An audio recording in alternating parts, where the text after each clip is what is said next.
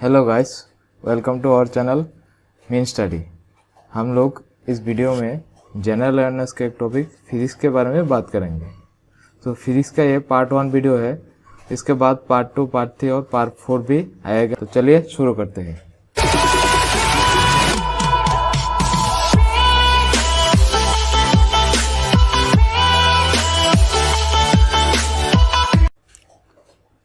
तो इसका पहला क्वेश्चन है, what is the SI unit of force. तो फोर्स का एसआई यूनिट क्या है? फोर्स का एसआई यूनिट है न्यूटन। फोर्स का एसआई यूनिट है न्यूटन। यहाँ पे और भी ऑप्शन है, पास्कल, जूल, वाट। तो इसका भी हम देख लेते हैं। एक किसका यूनिट है? पास्कल है प्रेशर का यूनिट, जूल है वार का यूनिट, वाट है पावर का यूनिट। देख सकते हो कि इस एक क्वेश्चन के हेल्प से हम और 4 क्वेश्चन सीख गए। तो ऐसे आप नोट भी कर सकते हो। जो मैं इसका आंसर लिख रहा हूँ नोट करते हो तो आपको लिए हेल्पफुल कारीगर होगा। Question number 2, which one of the following is a bed thermal conductor. तो यहाँ पे हीट का जो और थर्मल का जो बेड कंडक्टर है वो है ग्लास। यहाँ पे सिल्वर दिया हुआ है एक ऑप्शन। सिल्वर है हाईएस्ट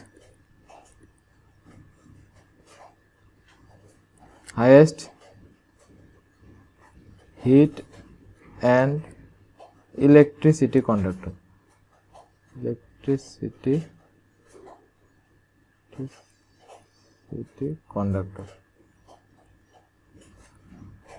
तो अगर क्वेश्चन ऐसा पूछे कि which one of the following is highest thermal और इलेक्ट्रिसिटी कंडक्टर, तो इसका आंसर होगा silver. Question number 3, meter in a vehicle that calculates distance cover by the vehicle called. तो इसको क्या बोला जाता है? जो व्हीकल से जो हम डिस्टेंस कवर करते हैं। यहाँ पे साइड में राइट हैंड साइड में देख सकते हो कि यहाँ पे एक पिक्चर दिया हुआ है।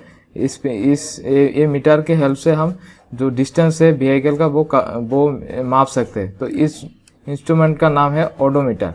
तो इसका नाम है odometer. Question number 4, reflection from a smooth surface like that of a mirror is called. So यहाँ पे हम 2 सरफेस से रिफ्लेक्शन हो सकते हैं। एक है स्मूथ सरफेस और एक है रफ सरफेस। तो अगर स्मूथ सरफेस में रिफ्लेक्शन होगा तो यहाँ पे इंसिडेंट जो रे होगा और रिफ्लेक्टेड जो रे होगा उसका एंगल वो नॉर्मल के साथ, अगर इसका एंगल होगा 30 डिग्री तो इसका भी एंगल 30 डिग्री होगा। बट इन रफ सरफेस अगर ऐसे रिफ्लेक्ट करता है तो यहाँ पे अगर नॉर्मल ड्रॉ करते हैं तो ये एंगल अगर 30 होगा तो ये एंगल कुछ भी हो सकता है, 40, 45, 50, 60 कुछ भी हो सकता है। तो इस क्वेश्चन का जो आंसर होगा वो होगा रेगुलर सरफेस। तो reflection from a smooth surface like that of mirror is called regular surface. Question number 5, what is the unit of resistance. Resistance का यूनिट कितना होगा? रेजिस्टेंस का यूनिट है ओहम। ओहम है रेजिस्टेंस का यूनिट। यहाँ पे फेराड दिया हुआ है ऑप्शन डी में। फेराड है कैपेसिटेंस का यूनिट। कैपेसिटेंस का यूनिट है फेराड। हेनरी है इंडक्टेंस का यूनिट।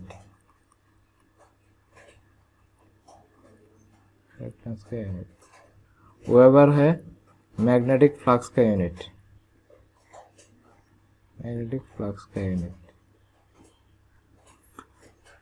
तो क्वेश्चन नंबर 6 पे चलते हैं। What is the other name of Galileo's law of falling bodies. Galileo's law of falling bodies का अदर नेम है न्यूटन्स फर्स्ट लॉ। तो क्वेश्चन नंबर 7 पे जाते हैं। Which of the following is not a vector quantity. यहाँ पे कौन से वेक्टर क्वांटिटी नहीं। देखिए स्पीड का जो फॉर्मूला है वो है डिस्टेंस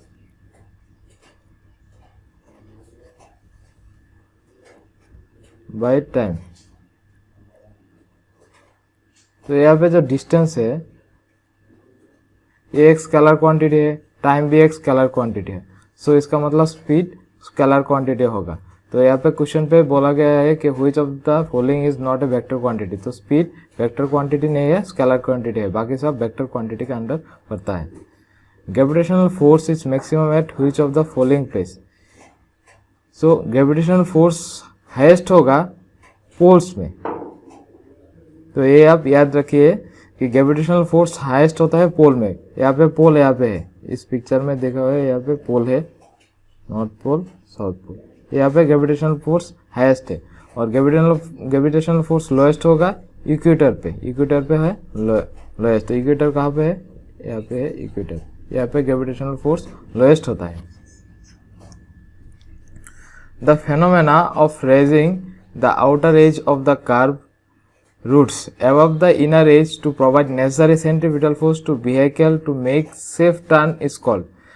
आप कभी कभी देखिएगा कि कोई टर्निंग में रूट में एक साइड ऊंचा होता है और एक साइड नीचा होता है। यहाँ पे पिक्चर में भी साफ साफ दिखा जा रहा है। तो ये जो सिस्टम है और जो ये जो रोड बनाने के जो सिस्टम है, इसको हम बोलते हैं बैंकिंग। तो इसके लिए वो कार और बाइक आराम से टर्निंग ले सकता है, कोई एक्सीडेंट का खतरा नहीं होता है। Question number 10, which of the following is not a vector quantity. तो यहाँ पे एक्सेलरेशन, फोर्स, वेलोसिटी, ये सभी तीनों वेक्टर क्वांटिटी है। एकमात्र इलेक्ट्रिक करंट वेक्टर क्वांटिटी नहीं है, स्केलर क्वांटिटी होगा। तो option B is the right answer. What is the reason for formation of mirrors in desert. तो डिजर्ट में मिरर्स क्या होता है? मिरर्स होता है कि एक पेड़ है, डिजर्ट में अगर कोई यहाँ से देखता है, इस पेड़ को यहाँ पे देखेगा, नीचे देखेगा,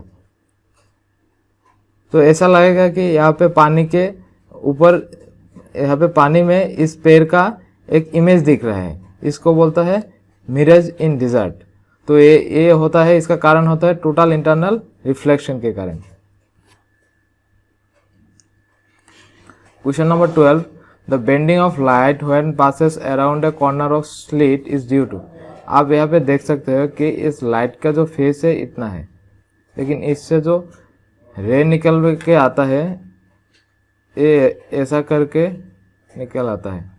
तो मतलब कि ऐसा अगर होल होगा तो लाइट ऐसे पास होगा इससे, मतलब कि कॉर्नर से ऐसे बेंडिंग हो रहा है, यहाँ पे ऐसे बेंडिंग हो रहा है। इस बेंडिंग को हम बोलते हैं डिफ्रैक्शन।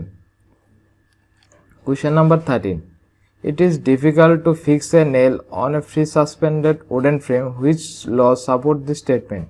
इसका आंसर होगा Newton's third law. Newton's third law. Question number 14, which one of the following is not a property of electromagnetic wave. तो यहाँ पे नीचे एक इलेक्ट्रोमैग्नेटिक वेव का पिक्चर दिया हुआ है।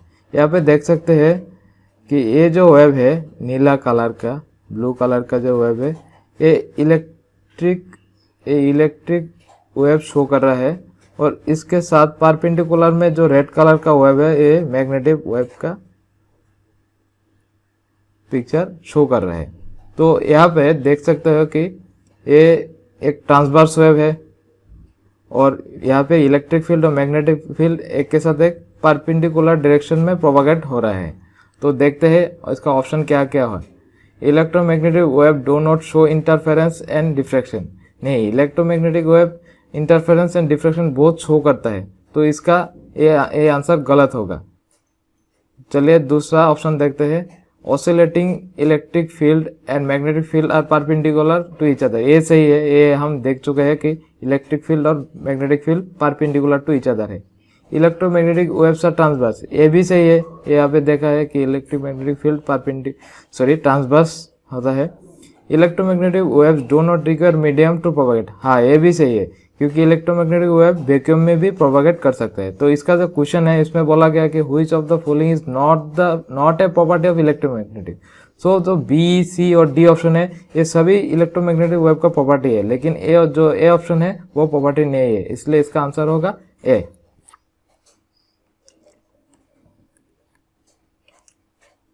Question number 15, what is the SI unit of frequency. Frequency का ऐसा यूनिट है हर्ट्ज। और बाकी जो यूनिट है न्यूटन का है फोर्स, पहले भी बता चुका है। वाट का है पावर, फेराड का है कैपेसिटेंस, ये शायद पहले नहीं बोला था।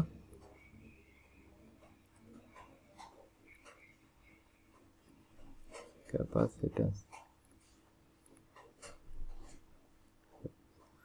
Question number 16, convex mirror is generally used in. जो कॉन्वेक्स मिरर है वो कोई बड़ा चीज़ को छोटा करके दिखाता है। तो हम जो गाड़ी का सामने जो लाइट होता है, मतलब कि रेयर व्यू मिरर है, यहाँ पे हम देखते हैं कि एक ही मिरर से हम कई सारी चीज़ का, बड़ा बड़ा चीज़ का छोटा छोटा इमेज दे सकते हैं, जिसके हेल्प से हम मैनी कार्स का जो छोटा इमेज है एक साथ देख सकते हैं। तो इसलिए हमको गाड़ी चलाने में हेल्प होता है कि पीछे कौन सी गाड़ी है वो देखे। तो कॉन्वेक्स मिरर जो है वो रेयर व्यू मिरर में यूज होता है, क्योंकि वो बड़ा चीज को छोटा करके दिखाता है। यहाँ पे एक टेबल है, टेबल में बहुत सारे चीज़ों का यूनिट है, क्योंकि सरफेस टेंशन का यूनिट है न्यूटन्स पर स्क्वायर मीटर, हीट का है जूल, टेम्परेचर का है केल्विन, एब्सोल्यूट टेम्परेचर का है केल्विन, रेजिस्टेंस का है ओहम, इलेक्ट्रिक करंट का है एम्पियर, इलेक्ट्रोमोटिव फोर्स का है वोल्ट, इलेक्ट्रिकल कंडक्टिविटी का है ओहम पर मीटर, इलेक्ट्रिक एनर्जी का है किलो वाट आवर और इलेक्ट्रिक पावर का है किलो वाट और वाट। तो ये आप नोट कर भी सकते हो, क्योंकि इसमें से क्वेश्चन कुछ भी आ सकता है। Question number 17, speed of light is maximum in. तो स्पीड, लाइट का जो स्पीड है इसका इक्वेशन है c equal to root over of 1/μ0 epsilon 0। तो अगर μ0 का वैल्यू लोएस्ट होगा तो c का वैल्यू हाईएस्ट होगा। c को बोलते हैं speed of light, speed of light. So इसमें से वैक्यूम, सॉलिड, लिक्विड और गैस में से वैक्यूम में म्यू का वैल्यू सबसे कम होता है, इसलिए इसमें लाइट का वेलोसिटी सबसे ज़्यादा होगा। तो इसका ऑप्शन होगा A answer, correct. What is the SI unit of electric current? बहुत इजी क्वेश्चन है, इसका आंसर होगा ampere. Soap bubble attain spherical shape due to. देखिए, कोई भी अगर बबल स्फेरिकल शेप अटेन करता है तो इसके लिए होता है कि इसके एक्सिस से, अगर कोई इसका एक्सिस ऐसा है, अगर एक्सिस है तो ये एक्सिस से इधर पे बोथ साइड में ऐसे टेंशन फोर्स अप्लाई करता है। इस टेंशन फोर्स के वजह से वो एक स्फेरिकल शेप अटेन कर लेता है। तो ये जो टेंशन है इसको बोलते हैं सरफेस टेंशन। तो सरफेस टेंशन के वजह से soap bubble attain spherical shape. Question number 21, ए लास्ट क्वेश्चन है, if object appears enlarged and inverted in a rear view mirror then which type of mirror is used? हम पहले भी बता चुके हैं कि कॉन्वेक्स मिरर में जो इमेज है वो बड़ा ऑब्जेक्ट का छोटा इमेज दिखाता है, लेकिन इस क्वेश्चन में बोला है कि एनलार्ज इमेज। तो एनलार्ज इमेज होगा कॉनकेव मिरर में। सो इसका आंसर होगा concave mirror. Thank you guys, thank you for watching this video.